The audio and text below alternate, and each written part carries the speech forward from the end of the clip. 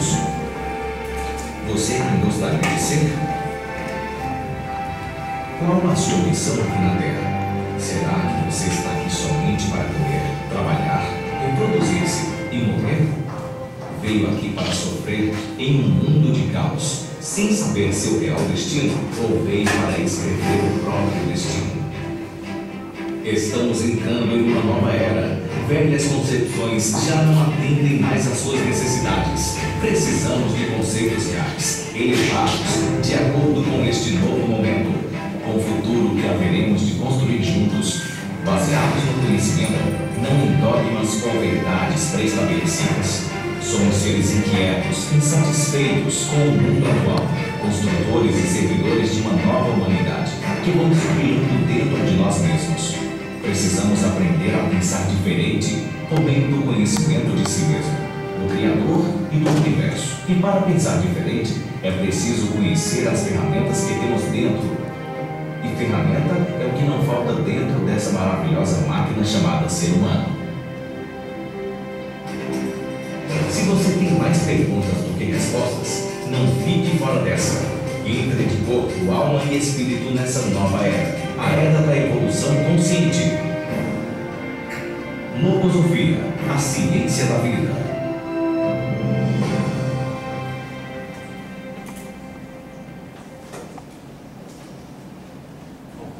Então, boa noite a todos. Primeiramente, eu queria agradecer, em nome da Fundação Logosófica, a presença de todos, não só advogados, né? Também temos advogados de outras cidades, da região. E o que faço, né, aos advogados de outras regiões na figura do Dr. Jackson Bastos. Também registro a presença aqui do juiz de direito, meu amigo, colega, Dr. Marcos Lexheimer, presença do promotor de justiça, Dr. Johnson Winter.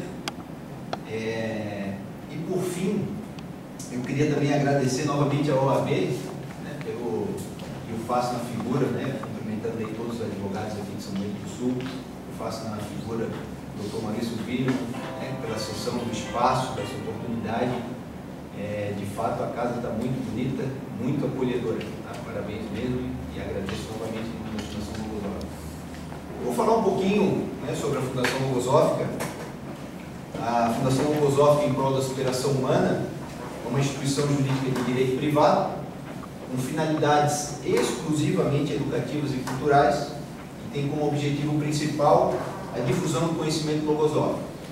Foi instituído em 1930 por Carlos Bernardo González Pecotti, criador da logosofia, em Córdoba, na Argentina, e começou suas atividades no Brasil 5 anos depois.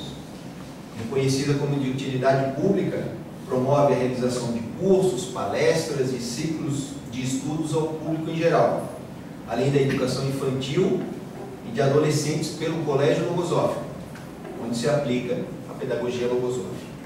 Outras informações, até tinha no vídeo, outras informações podem ser obtidas no endereço eletrônico www.logosofia.org.br ou, que aí é o site específico aqui da Fundação Logosófica de São Bento do Sul, que é o www.pensediferente.org.br. Informo também que nesses links, nesses sites, né, aqueles que tiverem interesse em fazer download de toda a bibliografia de logosofia, lá está disponível, né, para download em PDF. Vocês podem acessar o site, vai ter um link lá, download gratuito, e vocês podem então, né, baixar, né, toda a bibliografia publicada da Fundação Logosófica.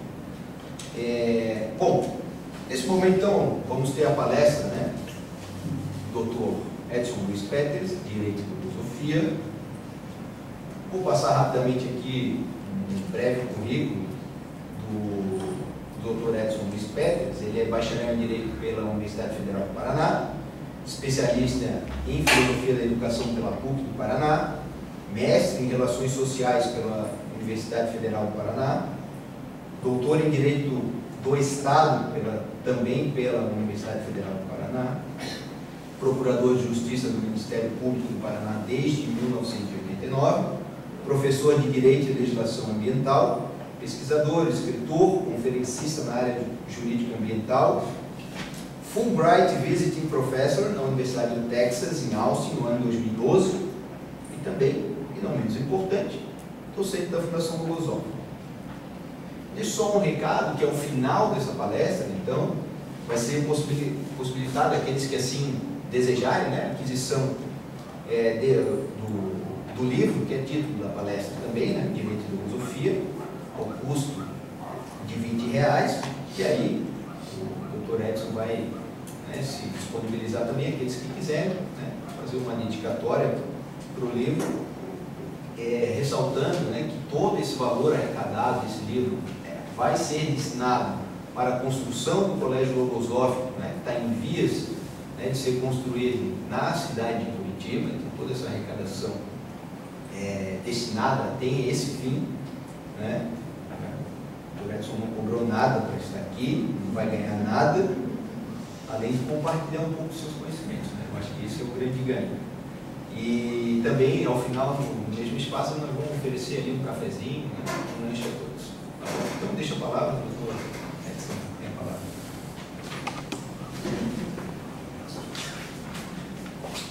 Eu quero cumprimentar o Dr. Maurício, e na pessoa do Dr. Maurício quero estender a minha saudação a todos os advogados e agradecer pela acolhida aqui, né, na casa dos advogados aqui da região de São Bento, nessa sucessão. Para mim é uma satisfação estar aqui.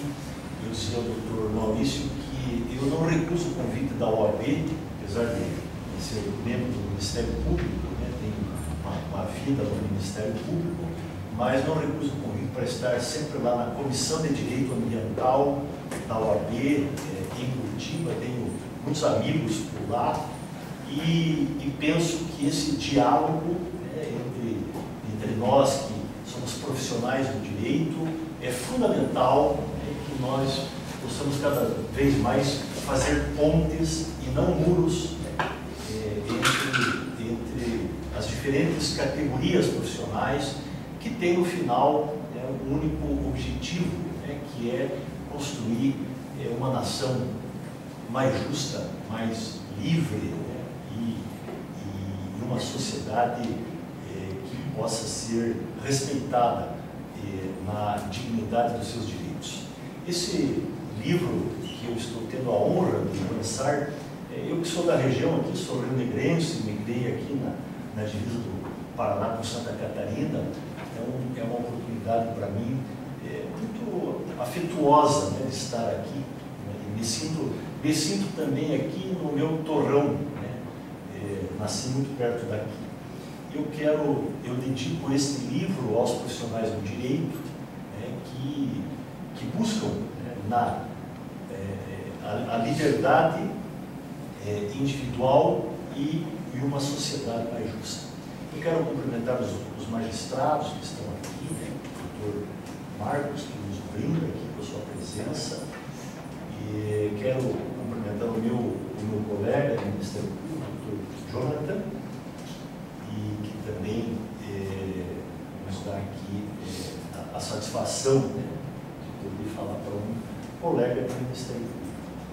Quero cumprimentar os dirigentes da Fundação Logosófica aqui de São Bento, bem como de Jaraguá e de Mafra. Se eu não esqueci, são dirigentes da Fundação, são estudantes de Logosofia, né, que acompanham essa atividade, esse evento neste dia aqui em São Bento. E eu quero dizer inicialmente que venho me dedicando, né, a esse estudo da logosofia e venho percebendo, né, algumas conexões e algumas aplicações do que essa ciência, que é uma ciência relativamente nova, propõe. Não é uma ciência que vem ensinar ao advogado, né, o que ele já sabe, nem ao médico, nem ao engenheiro, o que esses profissionais já sabem, já conhecem da sua formação, da sua, né, habilitação profissional. mas a logosofia se apresenta como uma ciência auxiliar. E esse livro contém 7 capítulos, tem uma apresentação, que é de um estudante de logosofia do Rio de Janeiro,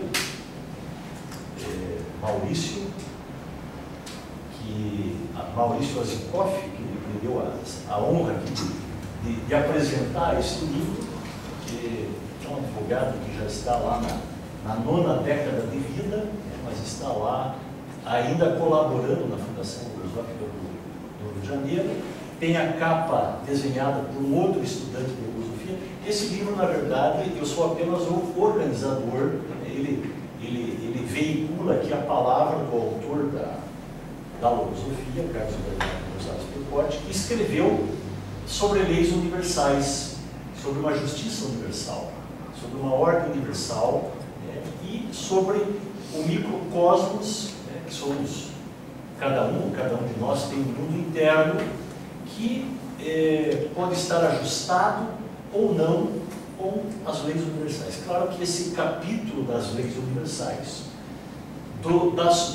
das quais, digamos, as leis humanas são um reflexo da grande sabedoria universal,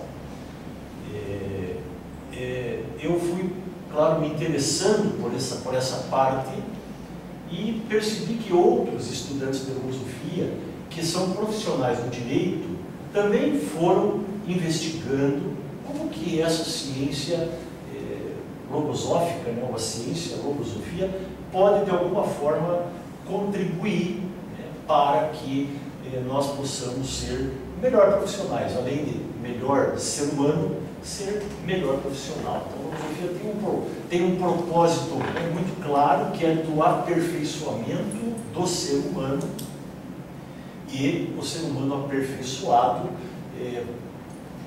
possa desenvolver um processo de evolução consciente. Então, a ciência logosófica é uma ciência que tem esse propósito de apresentar um método de autoconhecimento que leva o ser humano, digamos assim, a se conhecer melhor, e se conhecendo melhor, ir se deparando com a sua realidade, ir se flagrando.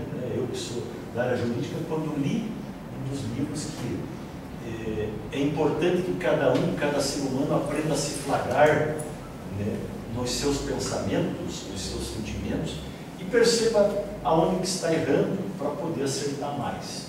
A filosofia é uma ciência que colabora para que o ser humano acerte mais, e seja mais feliz acertando mais, claro. Então eu vou apresentar aqui, eu destaquei desse livro um artigo que é de um estudante de filosofia, que já encerrou a sua etapa de vida física, foi professor da USP, é o professor José Antônio Antonini. Eu vou destacar esse artigo, que é o artigo inaugural, e que tem esse livro, que se chama A Logosofia como Ciência Auxiliar do Direito. Como é que ela pode auxiliar, como tem outras ciências que são auxiliares ao direito, a medicina legal, a psiquiatria forense, a balística, a física, a química legal, a química ambiental, nesse momento, e tantas outras ciências que apoiam, através de perícias, de trabalho de assistência técnica, que cada vez se judicializam mais as políticas públicas e as causas, as demandas de saúde, de medicamento, de consumidores, enfim, que requerem um conhecimento especializado para poder se chegar a uma decisão justa e fundamentada também na técnica. Então, ao lado de outras ciências auxiliares, a logosofia também se apresenta. E eu venho trazer alguns aspectos, nesses minutos que estamos aqui, alguns aspectos que me chamam mais a atenção e que o professor Antonini traz. Claro, o artigo dele é um artigo longo, ele fez um pronunciamento numa universidade, na Faculdade de Direito do Sul de Minas, em Pouso Alegre, e no final dos anos 70, começo dos anos 80, e isso acabou sendo publicado na Revista Jurídica Mineira. E a Revista Jurídica Mineira, que está referenciada aqui, acabou sendo considerada como repositório oficial da jurisprudência, tanto do Supremo Tribunal Federal, como depois de criado o Superior Tribunal de Justiça. Então, está nessa revista jurídica mineira publicado esse artigo que se denomina a logosofia como ciência auxiliar do direito. Então, eu vou destacar esse artigo nesse evento, nesse lançamento desse livro, que se propõe, então, a dar a conhecer alguns aspectos da ciência logosófica, que é muito ampla, mas dá a conhecer alguns aspectos aplicáveis, ou de aplicação na vida do profissional do direito. Eu falo aqui no sentido amplo, né, dos profissionais. Claro que nós temos aqui, né, um público com mais advogados hoje, né, talvez numericamente os advogados sejam em maior número no cumprimento dessa profissão, ou das profissões do direito. Então eu vou apresentando, eu tenho aqui vamos ver. O significado de logosofia, o Dr. Rafael já trazia aqui, é uma palavra que junta duas, né, logos e sofia, e que o autor juntou esses dois vocábulos para dar um sentido de uma ciência original, uma nova linha de conhecimento. O verbo criador, ou manifestação do saber supremo, né? O logos do verbo e a sofia, né, do conhecimento da sabedoria. Então, deu essa palavra logosofia, e isso que eu estou falando está num livro que se denomina Logosofia, Ciência e Método. E a logosofia vem a ser, né, uma ciência, ao mesmo tempo uma cultura, e ao mesmo tempo é uma escola. Tem um método, como eu dizia, um método que se adapta às diversas psicologias e foi desenvolvida pelo educador humanista argentino Carlos Bernardo González Picotti. Busca oferecer, aquilo que o Dr. Rafael já falava aqui, e que esse vídeo foi apresentado, fala de ferramentas, de recursos que o ser humano tem e às vezes não aprendeu que tem, ou não aprendeu como usar, né? É uma espécie de manual que cada um de nós vai descobrindo nesse caminho de autoaperfeiçoamento por meio de um processo de evolução consciente. E nessa ciência nós estudamos, né, diversos aspectos relacionados à mente, e tudo aquilo que se refere à mente, tudo aquilo que a partir da mente pode ser melhor desenvolvido, a logosofia pode colaborar. Como os profissionais do direito são profissionais que trabalham com recursos mentais, com a faculdade da inteligência e as demais faculdades que compõem o sistema mental, então também aqui podem colaborar a logosofia. Também nós nos dedicamos ao estudo das leis universais, o estudo de Deus e da criação. E como eu apresentava antes, isso são palavras do autor da logosofia, a logosofia não ensina ao médico os conhecimentos da medicina, nem ao engenheiro, nem ao advogado, os conhecimentos que são próprios. Seria um erro, né, considerar esta a função da logosofia.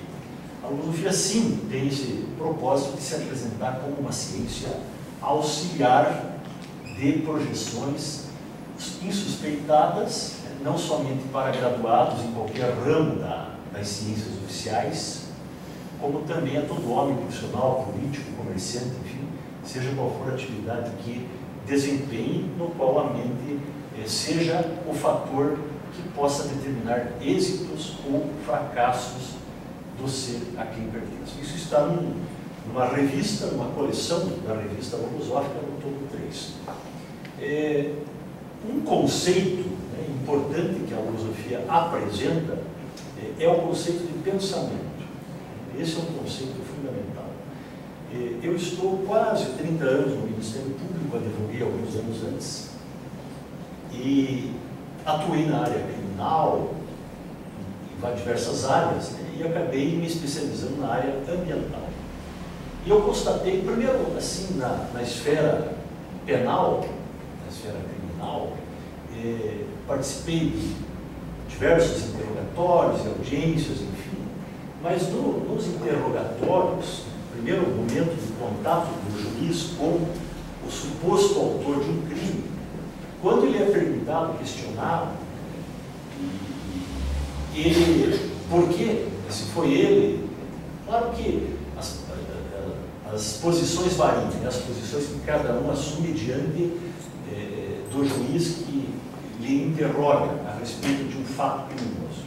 Ou ele nega, né? Ou ele traz uma versão de que se defendeu, apresentou uma excludente, ou muitas vezes ele admite que cometeu uma bobagem, né? Ou usa outros sinônimos de besteira, de bobagem, que deu um branco, enfim. E algumas vezes, pelo menos, eu percebi que um pensamento toma conta da mente do ser em um certo momento e impulsiona a um ato violento. Então você se deixa levar por um pensamento. E por isso que eu falava do conceito de pensamento para a filosofia como entidade autônoma dotada de vida própria, que nasce, se desenvolve em cada mente e tem o poder do contágio de passar de uma mente para outra. Então nós vivemos, claro, não isolados, e quem estuda a filosofia, ao contrário, não se isola, ele continua a exercer todas as atividades normais, né, do ser humano, trabalhar, a conviver em família, e queremos também nos aperfeiçoar na vida familiar, social, econômica, profissional e assim por diante. Então, aqui o que acontece é que muitas das vezes, né, o ser é levado pelo pensamento, ao invés, né, de ser conduzido ou de se conduzir pela reflexão e se conduzir pela própria consciência, pela própria mente, né, pelo conjunto do que pensa. E aqui está então aquele trecho onde a logosofia encarna uma ciência que é auxiliar a todas as demais. Eu vou passar a usar agora alguns conceitos que, para mim, né, quando eu me deparei, eram absolutamente novos. Essa palavra, esse vocábulo, verborragia, eu não conhecia. Conheci alguns anos atrás um livro de logosofia. E comecei a relacionar com a minha profissão e com tudo aquilo que eu fazia, né, no fórum, depois no tribunal, na procuradoria, e comecei a perceber que a verborragia é uma deficiência que toma conta de muitos seres, inclusive desse mundo, desse campo profissional do direito. E faz muito mal no sentido de que ela dificulta ao invés de beneficiar o trabalho a que nos propomos. Eu fiz alguns exercícios com estagiários, né, nesse tempo. Eu sempre gostei de trabalhar com estagiários e também aqueles alunos da escola do Ministério Público que passam o tempo, né, com os promotores, os procuradores, e eu fiz alguns exercícios com esses estagiários e da seguinte forma: vamos ainda no tempo dos autos físicos, né? Hoje nós estamos quase 100%, né? Pelo menos no Tribunal de Justiça, onde eu atuo, quase 100% está digitalizado, são processos não mais físicos e sim digitais. Mas ainda quando vinham autos físicos, né? Aquele monte de papel, eu fazia exercício assim: vamos conferir quantas folhas, né, quantas páginas, quantas folhas tem esses autos no processo. Então, vamos contar. Então, eles contavam, está numerado, é um caderno, o processo desse ponto de vista material é um caderno numerado, com uma ordem cronológica, direta. Então eles contaram, aqui tem 500, 400, 700 também. Agora vamos ver o que importa aqui para poder tomar a decisão que deve ser tomada nesse caso, para poder resolver o conflito que está colocado aqui nesse processo. Já que cabe ao Estado o juiz resolver os conflitos que chegam através da colocação dos profissionais do direito, advogados, promotores, promotores, procuradores, do Estado, dos municípios, enfim. E a conclusão era, e foi, e continua sendo, de que 20% a 30% é o que se aproveita. Ou seja, 70% a 80% do que tem de volume de papel juntado aos autos não se aproveita para a decisão. E ao contrário, né, acaba prejudicando.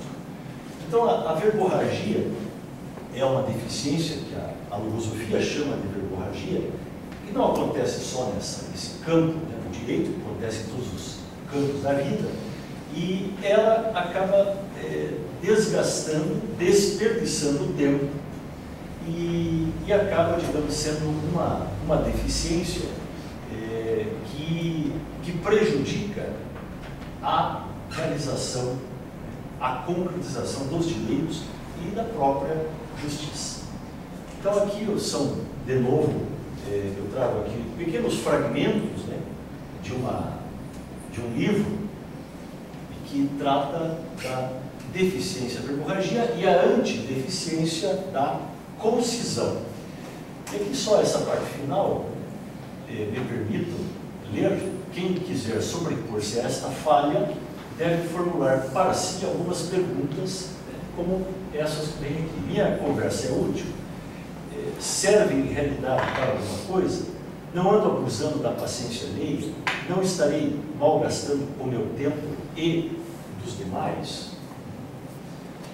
E indo um pouquinho além, agora relacionando a verborragia com o exercício do direito, com a advocacia, né? Para a filosofia, né? E algo que me chamou a atenção sempre é um conceito de Deus como a suprema síntese. Então eu fiquei me perguntando, quando tomei contato com esse ensinamento, esse Deus, a suprema síntese de todas as coisas, então eu preciso me exercitar. E aí eu percebi que aonde eu estava inserido e a minha atuação profissional estava me distanciando da síntese, né, que é tão importante. Então, para a logosofia, a verdade é natural, a verdade flui. Tudo se concilia, menos a verdade com a mentira. E nós, muitas vezes, na profissão do direito, temos, às vezes, o próprio cliente que procura um advogado, ele tergiversa, né? Ele não traz exatamente a verdade e dificulta o exercício da advocacia. Então, qual que é, digamos assim, o pressuposto da síntese? É que a mentira é artificial, enquanto que a verdade flui de forma natural. Quem escreve demais, hoje ontem eu estava numa reunião em Curitiba com um desembargador do Tribunal de Justiça, e ele estava me falando do uso da inteligência artificial. O novo presidente lá do tribunal está querendo adotar a inteligência artificial no seguinte sentido, de que tudo que chega ao tribunal, haveria uma análise pelo sistema de informação do tribunal com aquele tema, né, para ver quantos casos já chegaram com aquele tema, com aquele assunto, enfim, e quais foram os juízes, desembargadores que julgaram já aquele tema e qual foi o sentido das decisões. E aí vai se criando uma distribuição por dependência para aquelas câmaras e juízos e desembargadores que já decidiram o caso. E para que isso? Isso em parte para que, para situações análogas, semelhantes, não hajam decisões diferentes. Ou seja, para haver uma melhor uniformidade e, consequentemente, segurança jurídica para o advogado, que sabe que naquele assunto, ainda que polêmico, ainda que não matemático, o tribunal tem uma tendência, tem uma propensão e tem uma linha de entendimento coerente. Claro que isso pode mudar, né, de acordo com a orientação dos tribunais, enfim, né, a interpretação pode se alterar, mas o uso da inteligência artificial é uma realidade que vem a cada dia. E ela é ótima, né, ela pode beneficiar. Aliás, o processo digital realmente uma revolução, né, assim, trabalhar direto no computador, de uma forma limpa, de uma forma ágil, sem Começa pelo transporte, né? Começa pelo uso do papel, e vai e vem, aquilo que fica atabalhoado em cima de mesa. Quando o espaço físico, os cartórios judiciais tinham que ter para poder acumular e armazenar tudo isso. Então, o uso da informática é revolucionário. Agora, tem um aspecto do uso da informática, do uso da tecnologia da informação na internet, que prejudicou. Vou dizer uma análise minha, né, trazendo aqui alguns aspectos que me chamam a atenção. Agora, não é do autor da filosofia, é minha observação, né, enquanto operador, enquanto profissional do direito, eu percebo que este fácil acesso, né, à jurisprudência, à doutrina, faz com que se copie e se cole por demais. Né? E aí as petições ficaram longas e difíceis, digamos assim, para que se possa ler tudo isso. Quem escreve demais, né, acaba prejudicando o interesse do cliente. Isso é uma constatação que eu tenho feito na minha vida profissional. Porque indispõe o outro profissional, o outro advogado, indispõe o promotor, indispõe o juiz, indispõe o desembargador, a leitura.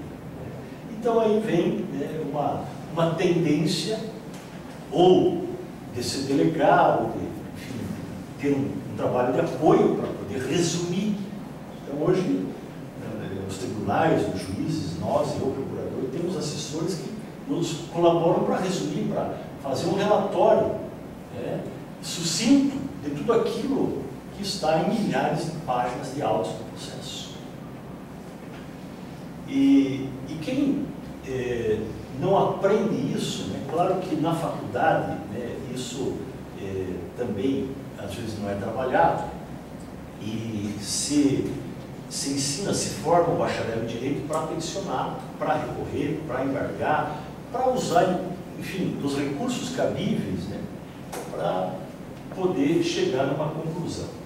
E há uma falha de base na formação do bacharel em direito.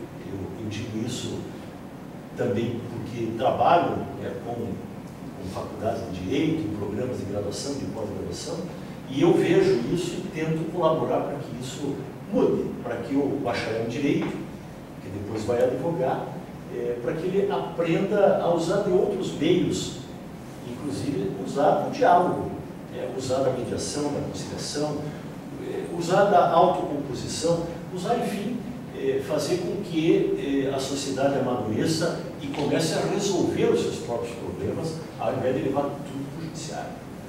Eu me recordo, e não foi uma só vez, de mãe, de pai que levou o filho lá, pediu lá um horário para o promotor, e mãe e pai que disse para mim: doutor, eu quero que o senhor dê um jeito no meu filho aí, e execute esse menino. Era a palavra que se usava lá no anterior. E essa verborragia, né, ela acaba sendo uma falta de respeito que muitos não percebem.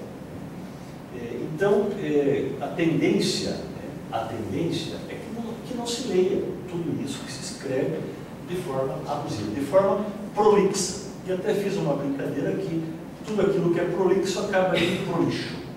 Que não é possível, diante de tantas demandas, né, que se levam a juízo, que se consiga ler tudo isso. Então, quanto geralmente se aproveita desses autos para resolver o conflito instalado.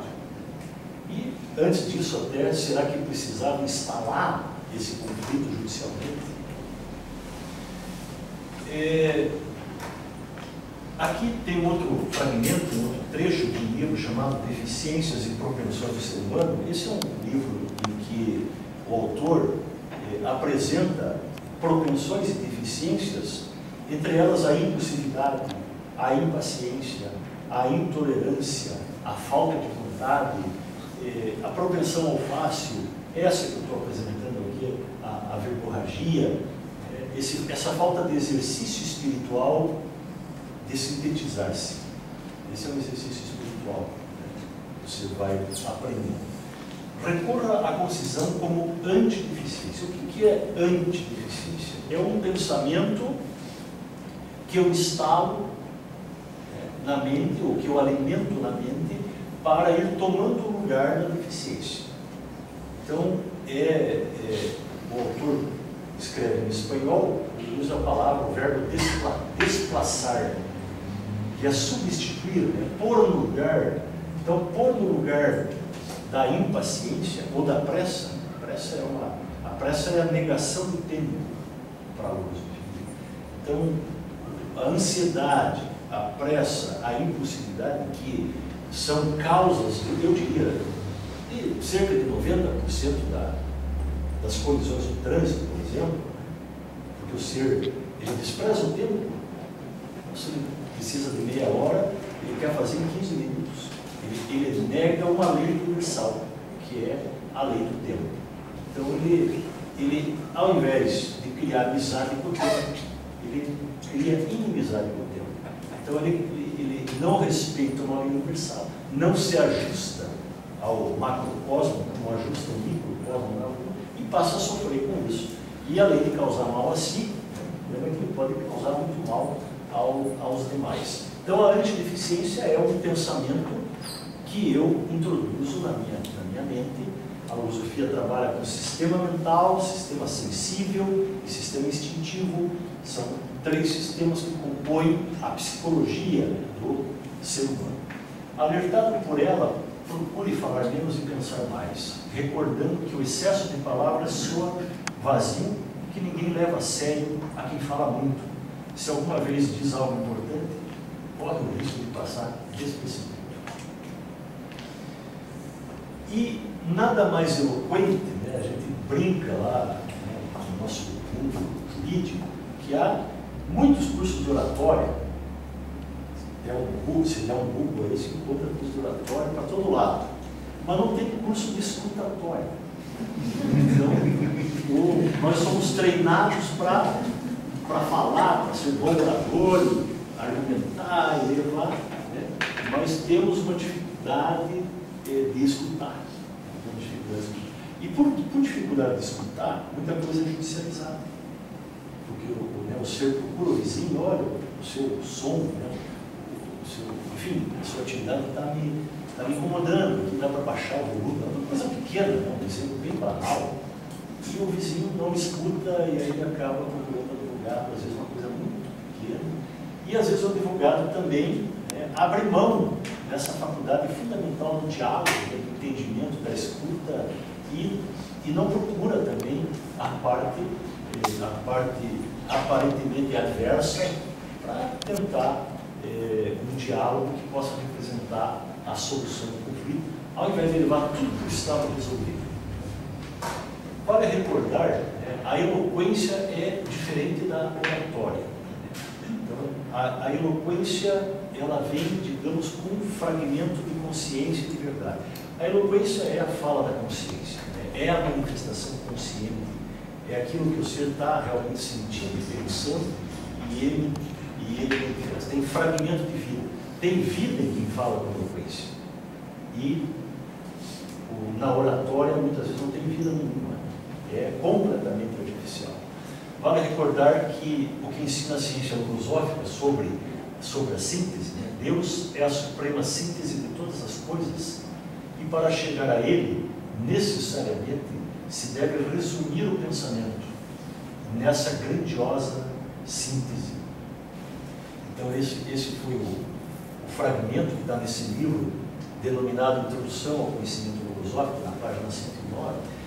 Esse ensinamento, comprimido aí, encapsulado, me chamou, isso já faz alguns anos atrás, me chamou especialmente a atenção e me fez ver que eu estava muito longe de Deus, porque eu gostava de escrever petições ali de 60, de 80, de 100 páginas, né, para ajuizar uma ação civil pública. Né?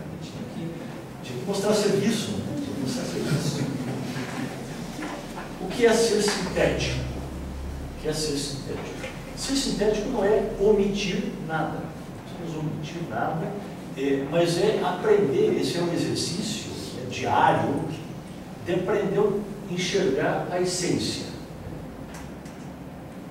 Chegar a ser sintético requer haver resumido a si mesmo numa síntese. Né? Ou seja, haver chegado a ser capaz de expressar o pensamento com leves movimentos mentais que impliquem uma compreensão quase simultânea nos demais, naquilo que em filosofia nós chamamos de semelhantes, porque ninguém é igual a ninguém, mas nós somos todos semelhantes. Semelhantes nessa busca, por exemplo, essa busca para ser melhor, nós nos assemelhamos. Então, todo aquele que escreve, né, e os meus estagiários, a primeira lição é essa: olha, você não escreve para você, eu não escrevo para mim, eu escrevo para o tribunal, eu escrevo para o relator, eu escrevo para a Câmara, né, o promotor escreve para o juiz, mas também para o outro advogado. Um advogado escreve para o outro que vai apresentar uma resposta. E eu não escrevo por mim, pelo meu direito, eu escrevo pelo direito do outro, que merece ser bem defendido. Então eu preciso cada vez mais exercitar a expressão do pensamento, do sentimento, com total clareza, que o outro consiga compreender imediatamente, simultaneamente.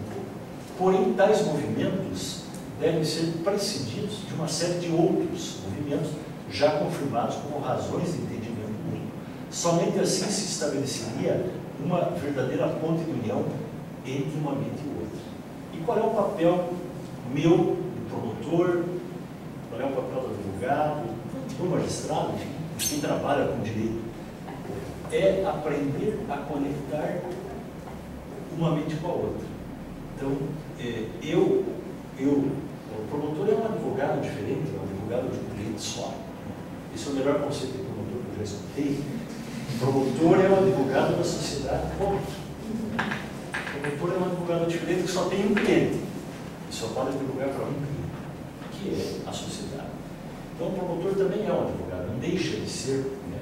Passou no curso, enfim, está numa carreira diferente, não tem as diversas carreiras.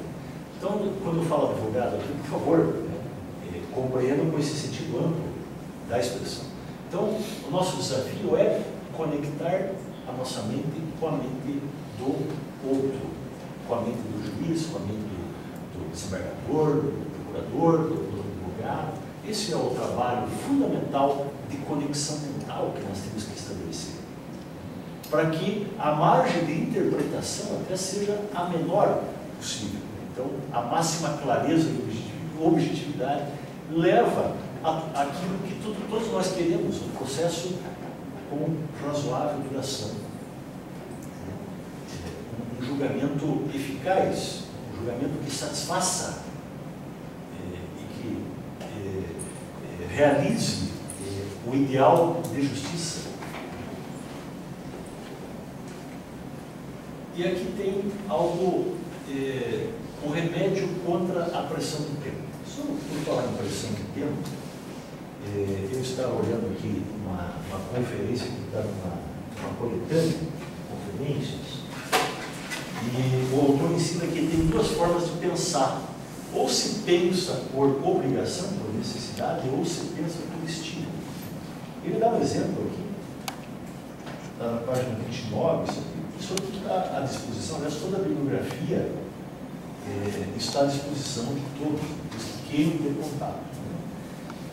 Então, na página 29, numa conferência que está aqui, o autor, me permito, rápido, traz o seguinte: há duas situações que se apresentam na vida mental de todos os seres humanos, mais acentuadamente. Esta situação é a seguinte: a faculdade de pensar, que é uma das faculdades, se vê impelida a exercer essa função por obrigação ou pelos estímulos que recebe. Isso poderia parecer, assim, à primeira vista, incompreensível. Entretanto, é uma realidade que acontece em todos os seres humanos. Vamos começar, por exemplo, com o advogado. O advogado, por exemplo, se vê obrigado a pensar no último dia, quando é procurado, para fazer uma apelação. Ali, ele pensa por obrigação. Agora, quando a apelação é feita antes, ele pensa por estímulo. Quando a faculdade de pensar funciona por estímulo, ganha o máximo volume, se amplia e alcança a máxima potência. Então, um trabalho feito por estímulo e não por obrigação, no último dia, ele tende a ser infinitamente melhor, né, do que o trabalho como nós temos que pensar. A faculdade de pensar ajuda também, assim, quando tem que fazer uma peça do dia para a noite. Claro, ela me socorre. É uma faculdade que não me deixa na mão. É uma faculdade chave, a faculdade de pensar. Mas é preciso, digamos, quem sabe dar um tempo para que ela também possa funcionar como estímulo e aí desenvolver muito melhor. O poder da síntese. Muitos profissionais são verborrágicos, alguns não se dão conta disso, porque não são conscientes disso. Fazem isso, muitas vezes, convencidos que estão fazendo melhor. Não é por mal, não é por ser menos capaz do que o outro. Ele não aprendeu isso. E assim prejudicam os interesses dos clientes, pois quanto mais se escreve, menor a chance de ser lido. Isso parece lógico, né? Quanto mais se escreve, menor a chance de ser lido. Quanto mais se fala, menor a chance de ser escutado, compreendido na causa, pois já não se sabe o que é importante e essencial. A verdade, né, como dizia, é natural. Outro dia, folheando auto de um processo de uma ação civil pública ambiental, tinha mais ou menos umas 100 fotografias.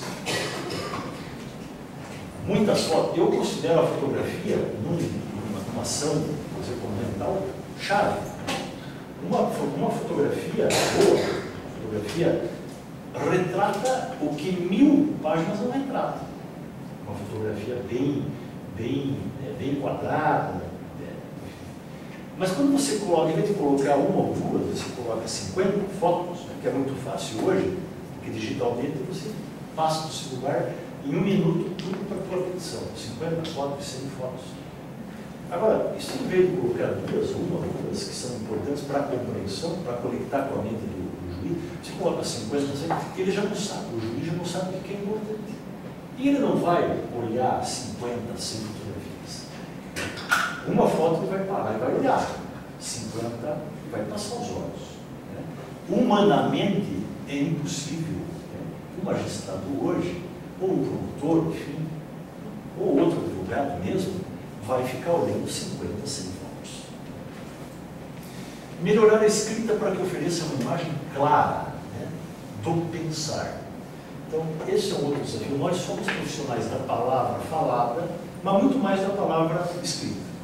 Me dizia ontem esse desembargador do tribunal lá do Paraná, que na Justiça do Trabalho há um projeto de ter um formulário que o advogado vai preencher. Ele vai ter como que 50 caracteres para a reclamação dele. Nome do reclamante, tá, CPF e tal, um quadradinho lá, 50 ou 100 caracteres para você dizer o que você está reclamando. Então, para poder objetivar a prestação jurisdicional e para se dar conta disso e tentar fazer com que se aprenda a objetividade na larga. Pressionado.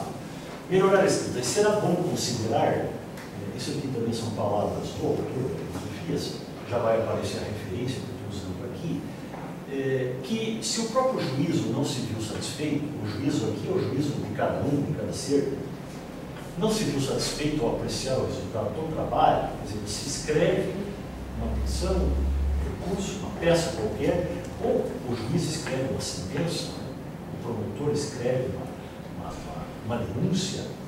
Se o próprio juízo não se viu satisfeito ao apreciar o resultado do trabalho, o juízo dos demais, mesmo sem ser mais exigente, adotará, caso intervenha, a mesma atitude, toda vez que o escrito não tenha sido melhorado, de modo a oferecer uma imagem acabada e clara do pensamento. Então, é a história do rascunho. Quando eu faço no último dia, não dá tempo de eu rascunhar. Então, eu tenho que escrever e protocolar isso aí, e inserir no site, pronto.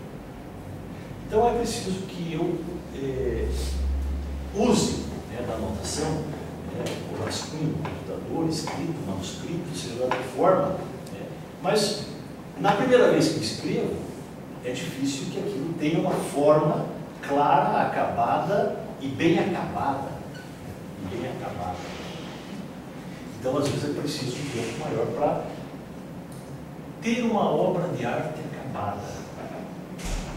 Como um escultor que, a partir de uma rocha bruta, ele chega, né, numa obra de arte acabada e pronta. Então, nós precisamos acabar o nosso trabalho para depois apresentar os demais. E quantas vezes nós não fazemos isso? É, pois, indubitável, isso está nesse livro, Filosofia, Ciência e Método, na página 124. É, pois, indubitável que, ao avaliar os valores do trabalho de interpretação por escrito, será preciso considerar a importância do seu aperfeiçoamento, não só ante o próprio juízo, mas também ante o juízo alheio. No que a logosofia tem colaborado comigo?